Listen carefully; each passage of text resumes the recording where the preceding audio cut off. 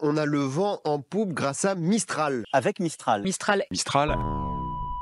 1000 mots par seconde, c'est la vitesse hallucinante de l'IA française qui fait trembler ChatGPT. Aujourd'hui, on va plonger dans les coulisses de Mistral AI et l'histoire incroyable de 3 Français qui ont quitté Google et Meta pour créer l'IA la plus rapide au monde qui fait trembler la Silicon Valley. Et restez bien jusqu'au bout de cette vidéo car je vais mettre Mistral AI à rude épreuve en la mettant face à ses 3 concurrents directs qui sont GPT, Claude et DeepSeek. Donc pendant que ces autres compétiteurs faisaient la une des journaux pendant longtemps, quelque chose d'extraordinaire se préparait dans l'ombre. Une start-up française, encore inconnue il y a quelques mois, qui fait pourtant exploser tous les compteurs. Le monde de la tech retient son souffle. Et c'est pas pour rien, laissez-moi vous expliquer pourquoi. Donc premier coup de tonnerre, Stellantis, le géant automobile, choisit Mistral, cette start-up française, pour créer la voiture intelligente du futur. Et puis, c'est l'effet boule de neige. Helsing leur confie ses drones de défense. France Travail les choisit pour révolutionner l'emploi. Et là, coup de maître, l'AFP leur ouvre son coffre-fort et ses 38 millions de dépêches et 4 décennies d'histoire mondiale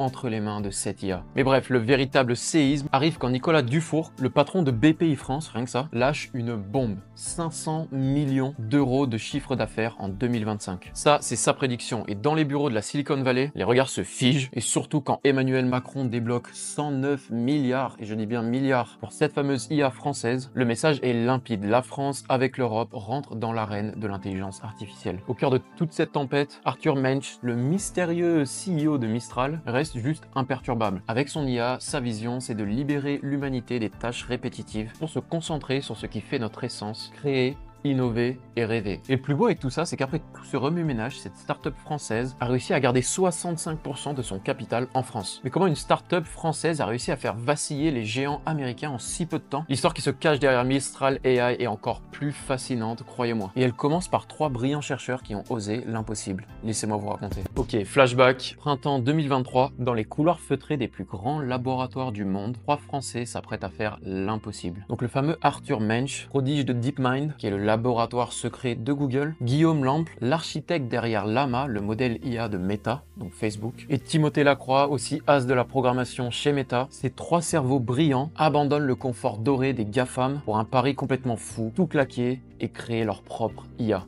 À la française. Bref, en avril 2023, ils franchissent le Rubicon. Leur mission, rien de moins que défier ChatGPT. Une ambition qui a beaucoup fait sourire les géants américains, mais c'est plus trop le cas aujourd'hui, croyez-moi. Mais au fait, peut-on vraiment encore parler d'une IA française quand ses créateurs viennent des laboratoires IA américains? La réponse va vraiment vous surprendre et elle en dit long sur l'avenir de la tech en Europe. Donc spoil alert, Mistral AI n'est pas qu'un peu française, elle l'est jusqu'à la moelle. Au 15 rue des Halles, en plein cœur historique de Paris, se joue une révolution technologique. Pas dans une villa californienne, pas dans un gratte-ciel londonien. Non, c'est depuis des bureaux parisiens que Mistral redessine le futur de l'IA en France. Donc bien sûr, aujourd'hui, leur influence rayonne avec des bureaux au Royaume-Uni, des bureaux aussi aux États-Unis, à Palo Alto et également à Singapour. Mais comme une start-up française 100% made in France, elle garde ses racines solidement ancrées dans le sol parisien. Et c'est pas au hasard si cette petite pépite technique a choisi le sol français. Honnêtement, notre pays, avec ses grandes écoles et ses talents en mathématiques, offre le terreau parfait pour faire germer une IA de classe mondiale. Donc une entreprise qui en à peine quelques mois est devenue un des leaders européens de l'IA. Mais bref, créer une IA de classe mondiale, honnêtement, ça demande pas que du talent. Ça demande des fonds et des investissements. Et c'est là que l'histoire devient de plus en plus intéressante. Accrochez-vous. En à peine un an, Mistral IA a fait vraiment un parcours financier impressionnant. On va parler de 3 tours de force. Le premier, en juin 2023, donc à peine né, Mistral AI lève 105 millions d'euros. Auprès d'investisseurs de premier plan, on a Lightspeed Venture Partners, on a Xavier Niel, le fondateur de Free, JC Deco Holding et BPI France Digital Venture. Notamment, il y en a d'autres, je ne les ai pas tous cités. Deuxième acte, très proche, décembre 2023, la startup enchaîne avec une série A de 385 millions d'euros, cette fois principalement auprès d'acteurs américains. Et le grand final en juin 2024, ça s'enchaîne très rapidement. Une levée juste monumentale de 600 millions d'euros. Donc le tout mené par General Catalyst avec un casting vraiment impressionnant. On a Lightspeed, BNP Paribas, Cisco, IBM, Nvidia, Samsung, Salesforce et encore d'autres. Bref, vraiment un très gros investissement avec des très gros acteurs. Et comme je vous l'ai dit, ce qui est plutôt incroyable, c'est que les fondateurs ont réussi à garder les rênes avec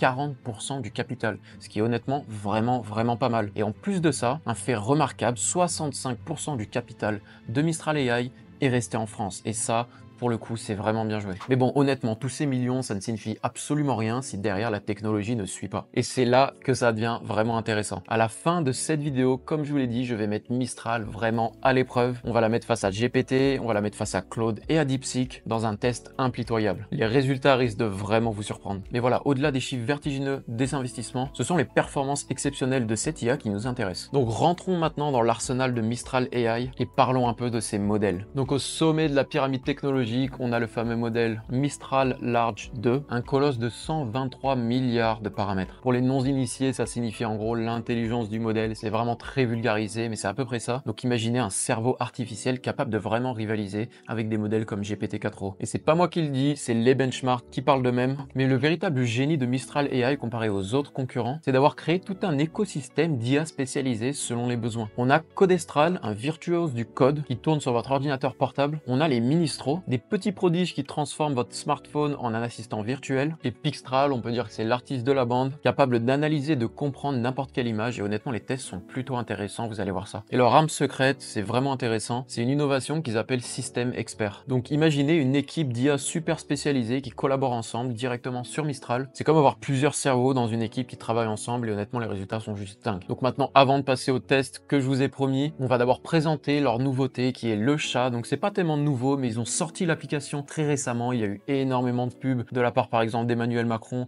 et d'autres acteurs durant le sommet de l'IA à Paris. Donc parlons rapidement de cette application qui va être du coup le cœur de nos tests bien évidemment. Donc non, vous ne rêvez pas, c'est bien le chat prononcé en français, c'est pas le chat. Le chat, on dit bien le chat ou le chat? On dit le chat en français. Donc c'est un petit clin d'œil à la langue française, mais aussi un petit clin d'œil malicieux qui cache cette technologie redoutable. Donc récemment, ce petit chat français montre ses griffes, accessible gratuitement depuis l'ordinateur ou sur votre téléphone via une application. Bon, comme quasiment toutes les IA, il propose des abonnements premium bien sûr. Donc on a une version à 14,99 € qui débloque toute la puissance. Et petite surprise pour les abonnés free, 1 an d'accès offert pour avoir accès à ces fonctionnalités. Donc là, à mon avis, on peut fortement remercier Xavier Niel qui était un des premiers investisseurs et du coup toujours fondateur je crois et CEO de Free. Donc voilà, merci à lui si c'est votre cas et si vous avez un abonnement Free, faites-vous plaisir. Mais voilà, sous le capot, c'est là que ça devient vraiment intéressant. Ce petit chat, plus d'un tour dans son sac, effectivement il a quasiment toutes les fonctionnalités qu'on retrouve chez d'autres IA. Il crée des images comme un artiste, il crée du code vraiment comme un développeur, il surfe sur le web en temps réel, un peu comme Perplexity, il peut scanner des documents en un temps vraiment record et il peut aussi analyser des images avec vraiment une bonne précision, je vais vous montrer ça. Et la cerise sur le gâteau, je vous en ai parlé, grâce à l'alliance avec l'AFP, il a englouti 38 millions de dépêches, et ce depuis 1983. Donc autant dire qu'en matière d'actualité et d'histoire, ce petit chat-là en sait bien plus long que la plupart des journalistes. Bon voilà, il est temps de mettre le petit félin à l'épreuve. Je vous ai promis des tests et on va finalement voir ce que ce chat vaut dans l'arène. C'est parti. Allez, c'est parti, passons au test. On est sur mon ordinateur et je suis sur l'interface de Mistral, comme vous le voyez. Donc, c'est sur chat.mistral.ai, je vais vous mettre les liens dans tous les cas en description, il n'y en a qu'un. Et à côté, on a Perplexity. Donc, pourquoi Perplexity? Car Perplexity, personnellement, c'est mon outil favori jusque-là. On va voir si ça va changer avec ce test. Et Perplexity a absolument tous les modèles IA à l'intérieur, c'est-à-dire qu'on peut accéder à GPT, on peut accéder à Claude et on peut accéder à DeepSeek. Donc, c'est parfait. Donc, pour ce premier test, on va faire un test de rédaction. On va mettre en concurrence Mistral AI avec Claude 3.5 Sonnet, qui est très très bon pour la rédaction, et on va demander à ces deux IA de rédiger un article de blog sur les 5 technologies majeures qui transformeront notre quotidien en 2025. Donc j'ai déjà rédigé le prompt en entier à l'avance et je l'ai d'ailleurs rédigé grâce à la méthode Aspect. Donc c'est une méthode qui vous permet d'optimiser vos prompts avec des techniques de prompt engineering qui sont appliquées automatiquement grâce à un autre prompt. J'en parle en détail dans cette vidéo si ça vous intéresse. Bref, on va utiliser cette méthode pour ce prompt là. On l'a mis dans Perplexity, on l'a envoyé également sur Mistral AI, on va mettre les deux fenêtres l'une à côté de l'autre et on va envoyer en même temps pour regarder le test. Allez, c'est parti, j'envoie et là c'est parti. Mistral AI effectivement est en train de rédiger l'article et Mistral AI a déjà terminé. Ok, donc ça c'est plutôt impressionnant. Est-ce qu'on peut voir le nombre de sources sur Mistral AI? Alors on peut voir qu'il n'y a que 3 sources contre 57 sources trouvées pour Perplexity. Vous le voyez juste ici. Donc Perplexity avec Claude est en train maintenant de rédiger l'article. Donc par contre Mistral a fini beaucoup plus rapidement, ça c'est sûr. Et voilà, les deux IA ont terminé et maintenant on va lire un petit peu les articles et on va commencer par Claude. Les 5 technologies qui transformeront notre quotidien en 2025. L'année 2025 s'annonce comme un tournant majeur en évolution. Si 2028, 15% des décisions quotidiennes au travail seront prises de façon autonome, par ces systèmes contre 0% en 2024. Donc ça, c'est plutôt intéressant. Il nous met la source juste ici. Ok, l'informatique spatiale et à la réalité étendue. Alors ça aussi, c'est vrai que ça fait longtemps que c'est en suspens cette technologie, mais ça pourrait revenir fortement. Médecine personnalisée et innovation biotech. Technologie quantique et cybersécurité. Oui, ça c'est un gros point. 2025, je suis pas sûr pour la technologie quantique. Ok, bah écoutez, c'est plutôt pas mal. Maintenant, on va regarder un peu ce qui se passe du côté de Mistral. Donc déjà, ce qu'on peut noter, c'est que Mistral a vraiment sorti l'article en quelques secondes seulement. C'était plutôt impressionnant la rapidité. Donc ça, pour le coup, ils n'ont pas menti. Maintenant, regardons un peu le contenu. Alors, IA également, donc c'est pas spécialisé agentique. Ici, c'est juste IA artificielle avancée. Donc un peu moins précis, en santé, éducation, e-commerce. Ok, bon, ça reste un peu générique. Regardons ce qu'il a trouvé comme source, techview.fr. Réseau 6G et connectivité ultra rapide. Alors ça, c'est intéressant. Il n'en a pas du tout parlé du côté de Claude. Médecine personnalisée et innovation en santé, blockchain et web décentralisé. Alors vraiment, là, pour le coup, c'est assez serré. Je sais pas ce que vous en pensez. Je vais vous mettre les deux articles, si vous voulez, dans un lien qui sera dans la description, si ça vous intéresse de les lire. Il faut noter que Mistral, avec le chat, a été super rapide. Donc ça, c'est un gros avantage. Maintenant, au niveau du contenu, c'est plutôt serré. Je suis vraiment à fond sur l'IA agentique, mais là, c'est plutôt un avis personnel. Alors que l'intelligence artificielle avancée, ici, je trouve que c'était un peu générique. Effectivement, exemple concret, santé, éducation, e-commerce, il n'y a rien de vraiment précis, mais ça reste juste. Pour le reste, j'ai vraiment aimé les suggestions. Ici, 6G, ultra rapide, médecine personnalisée, interface cerveau-machine et web décentralisé, web 3, ça c'est vraiment apprécié. Donc voilà, moi pour le coup, je mettrais une note de, allez, 8 sur 10 pour Mistral AI, et vraiment la rapidité, ça a été un bonus, et je dirais plutôt un 7 sur 10 pour Claude. En tout cas, laissez-moi savoir en commentaire quelle note vous aurez mis à Mistral AI et à Claude pour ces deux articles. Je suis vraiment curieux de savoir quelle note vous aurez mis à ces deux IA. Donc là, pour l'instant, je dirais que Mistral AI l'emporte. On passe à la suite. Donc pour ce deuxième test, on va faire un défi d'analyse d'images. Donc ça va être très simple. On va envoyer différentes images à GPT-4o et on va envoyer différentes images à Mistral AI et on va leur demander de décrire les images qu'ils ont sous les yeux et on va voir lequel fait la meilleure description par rapport à l'image et on sera vraiment facilement capable de juger le résultat. C'est parti. Donc pour la première image, il s'agit d'une image un peu spéciale. Donc c'est une image qui a été générée par l'IA également et c'est en fait l'image d'un chat qui est en train de cuisiner et on va voir s'il va être capable de nous décrire l'image. Donc le prompt va être ultra simple, je vais le copier-coller pour les deux. On va écrire simplement décris-moi l'image avec autant de détails possible. Allez, on envoie les deux, Mistral et GPT-4o, en compétition sur cette image. C'est parti. Ok, une fois de plus, Mistral AI a déjà répondu, donc c'est ultra rapide. On va commencer par lire la réponse de Mistral AI pour changer. Alors, un chat dans une cuisine vêtu d'un chapeau de chef, oui. Le chat est principalement en blanc, avec des taches oranges sur le visage, les oreilles et la queue. Alors pour le coup, on voit pas sa queue, donc bon, là il a un peu inventé. Il porte un collier noir, ouais, avec une médaille en forme d'os. Alors non, c'est plutôt une médaille en forme de cœur pour le coup. Bon, le chat est positionné devant une cuisinière moderne avec des plaques de cuisson, ouais. Il tient une petite casserole noire avec deux poignées, ouais. Une tête d'ail, un oignon et 3 tomates. Alors il y a 4 tomates. En général, l'image est humoristique et fantaisiste, mettant en scène un chat dans un rôle inattendu de chef de cuisine. Honnêtement, je sais pas ce que vous en pensez. Je suis hyper impressionné par la capacité à Mistral AI de décrire cette image. Donc moi là, sans hésiter, je donnerai un 9 sur 10. Dites-moi en commentaire ce que vous en pensez. Maintenant, on va lire la description de GPT-4o. C'est parti. Alors, mon ami GPT-4o, qu'est-ce qu'il nous raconte? Alors, l'image représente un chat au pelage blanc et roux, ouais, tout à fait. Cuisinière moderne, toque de chef blanche, apparence humoristique. Le chat est placé au centre de la scène avec ses pattes avant posées sur la petite casserole noire d'où s'échappe la vapeur, suggérant qu'il cuisine. Cette pose faciale est sérieuse et concentrée, ouais. Un œuf posé sur le côté des légumes, ouais, alors ça, Mistral l'a loupé. Une miche de pain dorée à droite, ouais. Bon là, je vais être obligé de recalibrer. Honnêtement, là, je mettrai une note de 8 sur 10 pour Mistral AI et de 9 sur 10 pour GPT-4o, je suis obligé de changer. Honnêtement, la description de GPT-4o était un peu mieux. Une fois de plus, laissez-moi savoir ce que vous en pensez en commentaire. Et nous, on passe au dernier test qui va être un test de code. Et là, c'est du sérieux. C'est parti. Allez, cette fois, on va quitter Perplexity et on va aller sur DeepSeek car je vais faire rentrer en compétition de code DeepSeek et Mistral AI. C'est parti. Allez, on a DeepSeek à gauche, donc on va pas utiliser le modèle de raisonnement, on va utiliser DeepSeek V3, donc c'est leur meilleur modèle, mais pas un modèle de raisonnement. Soyons équitables quand même avec Mistral, donc j'espère que Mistral va sortir leur modèle de raisonnement, ça serait plutôt pas mal. Et là, on va avoir une compétition de code qui va être assez simple. Je vais leur demander de créer une application web qu'on va pouvoir déployer rapidement pour voir le résultat en direct, qui sera en fait simplement un jeu de Sudoku. Je vais envoyer le prompt sur les deux et on va vraiment juger le meilleur résultat en one shot. Donc le prompt le voici, je vous laisse le lire ici du côté de Mistral. Créer une application application de Sudoku en React TSX, vite avec Tailwind. Bon bref, ça c'est des librairies. L'application doit comporter une grille interactive, des boutons pour ajouter des chiffres. La grille doit indiquer lorsqu'on a réussi, etc., etc. Et on peut générer une grille avec 3 niveaux de difficulté. Bref, vous avez compris, testons directement. Hop, j'envoie des deux côtés. Et là, ce qu'on va faire, les amis, c'est qu'on va ouvrir VS Code. Donc ça va me permettre de tester l'application en direct sur mon PC. Donc ce qu'il faut noter, c'est que Mistral a fini bien avant. Donc voilà, là je vais exécuter toutes les commandes et là vous l'avez compris, après je vais copier-coller tout le code qu'il m'a donné dans les bons fichiers, etc.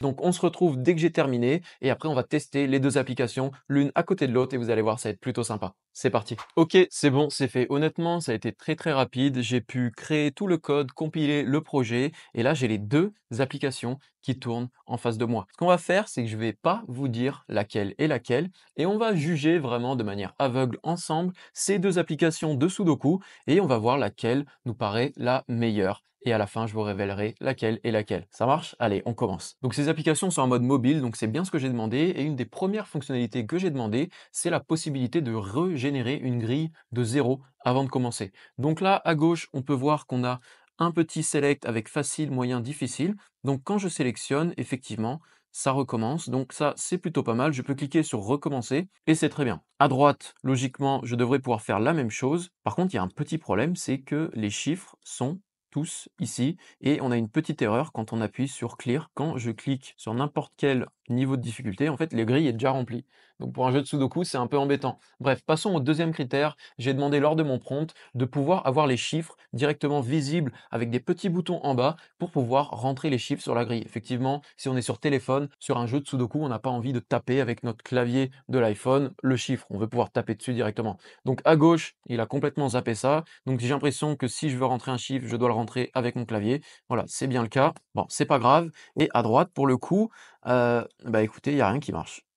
C'est plutôt cool. À droite, je peux rien faire. Donc ça, pour le coup, à droite, c'est pas bon. Donc il a pensé à me mettre les chiffres, mais pour le coup, il y a rien qui marche. Donc bon, c'est un peu dommage. Au moins, à gauche, ça fonctionne. Donc ensuite, j'avais demandé d'afficher si jamais il y avait des erreurs avec les chiffres. Donc là, effectivement, quand je recommence sur la gauche, imaginons là dans ce carré, j'ai déjà un 6. Donc si je mets un 6, logiquement, ça devrait pas marcher. Et effectivement, il me met un carré en rouge. Par contre, à gauche, je devrais pouvoir mettre par exemple un 1. Et là, le 1, il y a quand même une erreur. Ok, bon là, pour les coups, il y a vraiment des problèmes. Bon, pour générer une application de Sudoku en one shot avec un modèle qui n'est pas un modèle de raisonnement, dans tous les cas, c'est un sacré défi. Mais on voit quand même de sacrées différences. En tout cas, là, au niveau des tests, je pense qu'on peut s'arrêter là. Je peux cliquer sur Restart. Dans tous les cas, à droite, même s'il a pris en compte mes demandes de mettre le pavé en dessous numérique, ça c'est très bien, mais ça ne marche pas. Pareil, la grille est déjà entièrement remplie, donc là peut-être que j'aurais dû préciser dans le prompt, mais ça me paraît logique pour un jeu de Sudoku. On veut pas voir un Sudoku déjà entièrement rempli. Et en plus, la grille à droite est vraiment, elle est trop large et elle ressemble pas à une grille de Sudoku. Bref, sur la gauche, le design est déjà beaucoup mieux. On a le multi-select en haut, le bouton recommencer qui fonctionne, la grille qui n'est pas déjà pré-remplie, la grille qui ressemble à une grille de Sudoku, et tout a l'air de plutôt bien fonctionner, malgré qu'il n'y ait pas de bouton en bas qui permettent d'afficher les chiffres, etc.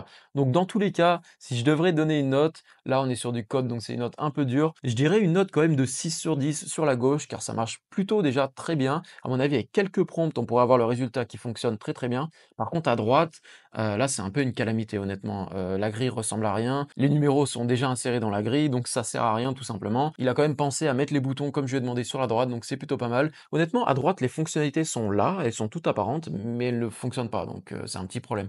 Donc sur la droite, pour le coup, je mettrais un 4,5 sur 10, voilà. Avec 2-3 prompts, toujours pareil, on pourrait avoir un bon résultat, mais le but, c'était de voir comment il se débrouillait en one shot, et pour le coup, c'est pas très bon. Donc voilà, moi je donnerais un petit 6 sur 10 sur la gauche, et un 4,5 sur 10 sur la droite. Donc maintenant, dites-moi en commentaire quelle est la note que vous donnerez à droite et à gauche, et surtout dites-moi en commentaire quelle est votre prévision. Est-ce qu'on a Mistral sur la gauche et DeepSeek sur la droite, ou alors l'inverse? Dites-moi en commentaire ce que vous pensez, et je vous donne la réponse tout de suite. Donc voilà, la réponse est que c'est DeepSeek à gauche et c'est DeepSeek qui l'a remporté haut la main honnêtement et on a Mistral à droite. Alors petite précision, Mistral a été bien plus rapide à générer le code, mais à quoi bon si le code est un code qui fonctionne à moitié? Voilà, on se pose la question. Donc voilà, pour le coup, là, on est obligé d'avouer que Mistral a échoué et que DeepSeek l'a emporté haut la main. Donc voilà, c'est déjà la fin de cette vidéo. J'espère que cette vidéo vous a plu, que ce soit par rapport à l'histoire de Mistral, qui honnêtement est plutôt intéressante, et ses actions dans le futur, mais aussi le test. Et honnêtement, entre nous, je suis très content. Dites-moi ce que vous en pensez, mais qu'une startup française mette le premier pas dans ce monde de l'IA qui est juste colossal, avec des investissements dans tous les sens, avec des pays qui sont beaucoup plus puissants, qui ont beaucoup plus d'argent à investir. Mais voilà, Mistral vient quand même avec un produit qui est honnêtement plutôt intéressant. Pour la description d'image, j'ai été vraiment choqué. Pour la génération du texte et du code même, la vitesse est juste surprenante, il n'y a rien à dire. Maintenant, au niveau de la qualité, il va falloir améliorer, ça c'est sûr. En tout cas, beaucoup de promesses pour l'avenir, moi je vais surveiller ça de très près. Et ce qu'il faut garder aussi en tête, c'est que Mistral est entièrement open source, entièrement gratuit, et ça c'est aussi un très bon point. Donc voilà, dans tous les cas, merci d'avoir regardé la vidéo jusque là, laissez un petit like si elle vous a plu et abonnez-vous pour ne pas rater les prochaines vidéos. C'était Thomas et on se revoit à la prochaine. Ciao.